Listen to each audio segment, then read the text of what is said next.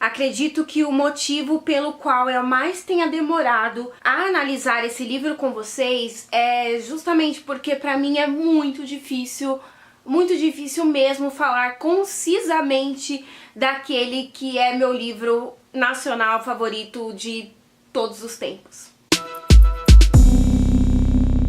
Oi, aqui é a Stephanie e você está no canal Mundos Impressos e hoje é dia de buscar analisar.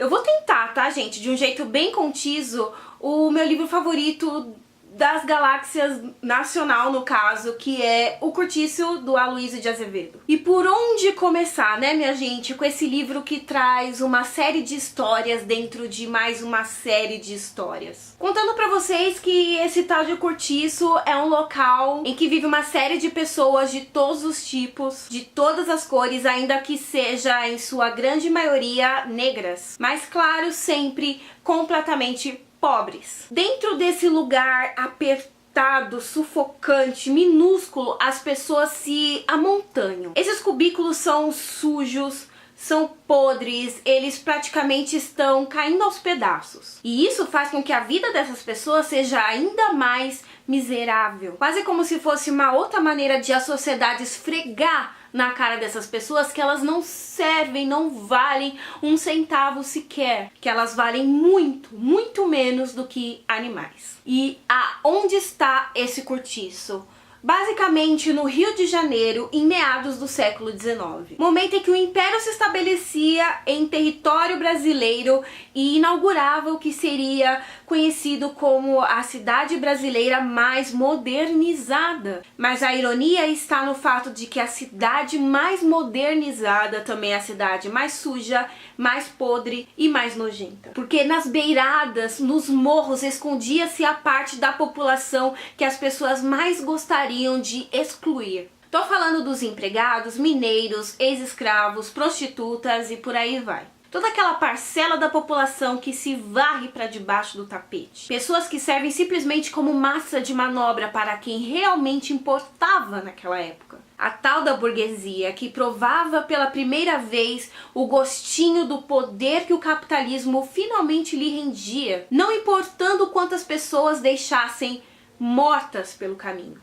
Então esse é um livro que vai retratar a população carioca em seu momento mais bem visto internacionalmente, mas nacionalmente mais podre. Um período da história que não é o pior, mas com certeza é um dos, principalmente porque nós conseguimos encontrar vestígios disso até os dias atuais, tanto de forma física quanto psicológica. Digo de forma física porque há algum tempo eu morei por uns tempos no Rio de Janeiro e tive a oportunidade de visitar um desses cortiços que sim, existem até hoje. Então eu posso garantir para vocês que são lugares amontoados, pequeniníssimos, apertadíssimos, cheios de pequenos cômodos que são quase que labirínticos, onde pessoas até hoje vivem amontoadas uma em cima das outras, como se fossem minhocas ou tatus embaixo da terra. E digo psicologicamente porque as suas decorrências, principalmente ao que diz respeito à filosofia e ideologia da época, continuam marcando o mundo até hoje.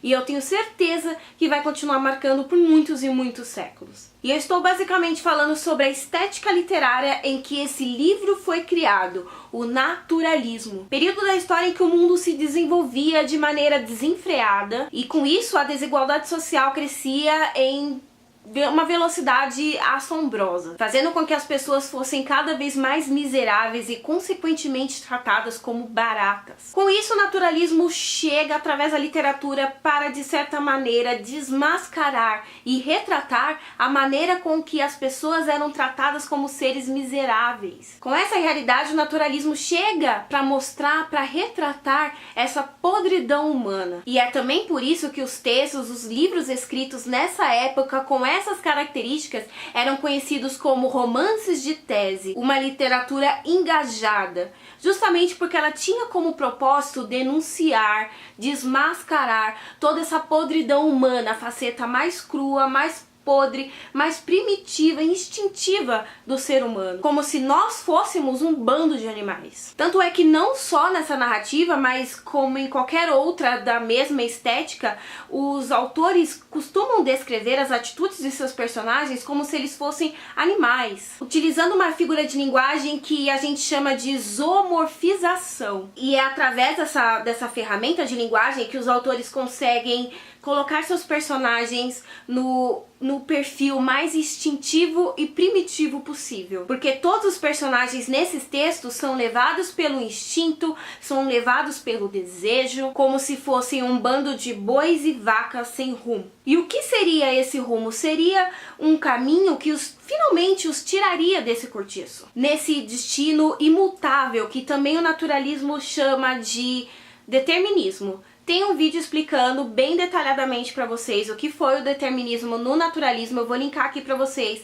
mas em um grande resumo, o determinismo fala sobre a maneira com que a sociedade vai nos corromper, não importando o quanto tentemos fugir. Ou seja, se uma pessoa cresce pobre no meio da sujeira, no meio da podridão, não importa o quanto ela tente fugir dessa realidade, é desse jeito que ela vai acabar também. Dessa maneira a gente consegue pensar nessa obra como uma obra cíclica, porque por mais que todos os personagens tentem fugir daquela realidade de empregado, de prostituta, de escravo, eles vão parar no mesmo lugar. Como se a sociedade inteira tivesse o grande objetivo de fazê-los se sentirem confortáveis naquela realidade, porque é só isso que eles podem ter. Afinal, todo patrão precisa de seus empregados. Tanto é que os personagens grandiosos dessa obra são representados por portugueses. Aqueles mesmos que nos fizeram de empregados, nos colonizando por tantos e tantos anos. Que é o caso do João Romão, o dono do cortiço que não mede esforços para conseguir o que quer. Tanto é que ele enrola uma das personagens mais incríveis da obra, a Bertoleza, e jura de pé junto que vai dar um futuro melhor pra ela e adivinha, não vai. A Bertoleza é uma mulher negra, ex-escrava, que é completamente apaixonada pelo João Romão, tanto que ela juntou suas economias por anos e anos tentando comprar a sua carta de alforria. Ele mente que vai dar uma pra ela e tudo mais, e ela acredita nele. Só que ele usa esse dinheiro, inclusive a usa a seu bel prazer, como bem quer, sem se importar com nada que jurou fazer por ela. E isso aí, inclusive, acaba denunciando que por mais que se vivesse um período de abolição da escravatura, o negro não deixava de ser escravo, mesmo que ele fosse teoricamente livre. Então, nesse ciclo vicioso, a gente percebe o quanto o João Romão estava o tempo todo abusando de todos. Inclusive dos próprios inquilinos do cortiço, tirando tudo que ele conseguisse de todos eles, até que sobrasse só a carcaça e ele simplesmente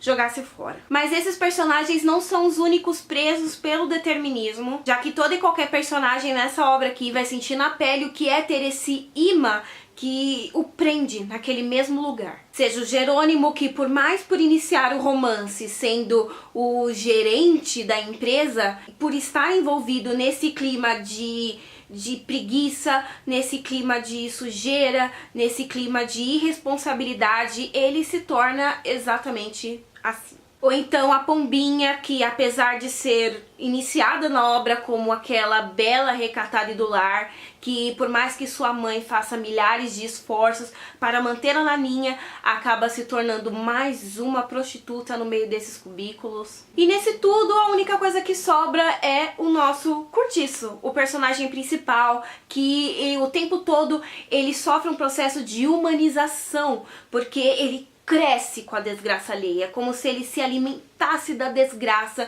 da podridão das pessoas e crescesse, ele se nutrisse, ele tivesse realmente uma vida. E sabe o que é mais louco de tudo isso? O quanto essa obra conversa com o nosso dia a dia. O quanto uma criança pobre, favelada, dificilmente vai conseguir ter um futuro diferente. O quanto uma criança dessa tem mais de 1 milhão de dificuldades de ter uma vida diferente, de mudar tudo isso. Ou seja, o quanto toda essa conversa de meritocracia é conversa pra boi dormir. Porque o filho do branco rico tá anos-luz na frente do negro, pobre e favelado. Justamente porque esse negro, pobre e favelado, ele não tem o mesmo espaço, ele não tem as mesmas oportunidades do que esse primeiro citado. O pobre, no geral, não pode aprender, ele não pode refletir, ele não pode pensar, ele não pode questionar, porque o patrão precisa de alguém que faça o serviço duro, que faça o serviço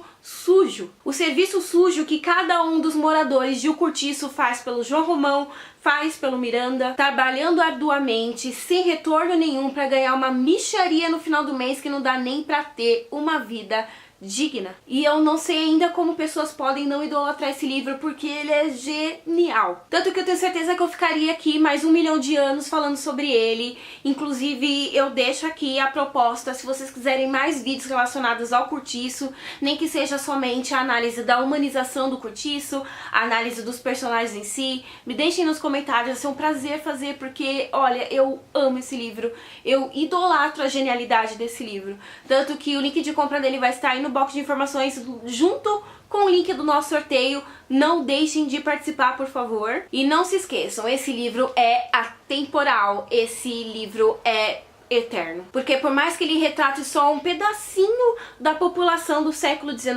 esses cortiços cresceram, se multiplicaram e existem até hoje, viu? Sejam nos cortiços do Rio de Janeiro, que sim ainda existem, sejam nas favelas paulistanas ou qualquer outro lugar do mundo.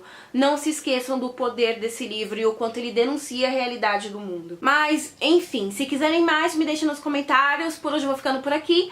Se vocês gostaram, eu vou pedir pra clicar aí no gostei, se inscrever para mais vídeos como esse e, claro, compartilhar com os amigos, por que não? Muito obrigada por assistirem, sejam bem-vindos, né, ao Mundos Impressos, e eu os vejo no próximo vídeo. Tchau, tchau!